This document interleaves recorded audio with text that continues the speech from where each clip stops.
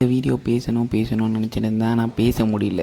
Maybe பார்த்தீங்கன்னா இந்த cheese டாக்லாம் இருக்குல்ல, அதெல்லாம் பார்த்தீங்கன்னா ஒரு ஷெட்டரில் வைக்கணும் அப்படின்னு கவர்மெண்ட் வந்து ரூல்ஸ் போட்டிருந்தாங்க. அது மட்டும் இல்லாத இந்த சைடு பார்த்தீங்கன்னா வேணாம் அப்படின்னு சொல்லிட்டு இருந்தாங்க. Maybe talk lovers. நான் அதுக்குள்ளெல்லாம் போக விரும்பலை. மேபி அது என்ன ஆகுதோ ஆகட்டும். மேபி கவர்மெண்ட் ரூல்ஸ் படி பார்த்தா போயிட்டு தான் இருக்குதுன்னு நினைக்கிறேன். எனக்கு சரியாக தெரியல.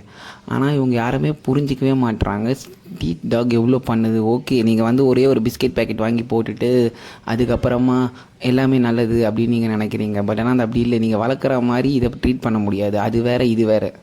நீங்கள் அதுக்கு ஃபுல்லாகவே மெடிசன் எல்லாமே போட்டு நீங்கள் எல்லாமே ஃபுல்லாக பார்த்துப்பீங்க. பட் ஆனால் இது அப்படி கிடையாது. கவர்மெண்ட்டாலேயும் அந்த அளவுக்கு வேக்கன்சி எதுவும் பண்ண முடியாது. ஏன் என்னோடய ரியல் லைஃப்லேயே நடந்த இன்சிடென்ட் பார்த்தீங்கன்னா, எங்கள் அம்மாவே ஒரு வாட்டி நாய் கிடச்சிருக்கு. நாய் கிடச்சி எங்கள் அம்மாவோட கை உடஞ்சி நீங்கள் பார்த்தீங்கன்னா நான் வந்து 1,50,000 ரூபா கிட்ட செலவு பண்ணேன் ஒயர் வச்சு. பட் இருந்தாலும் அது அப்படியே தான் இருக்குது. கொஞ்சம் பரவாயில்ல. பட் இருந்தாலும் அந்த அளவுக்கு க்யூர் ஆகலை.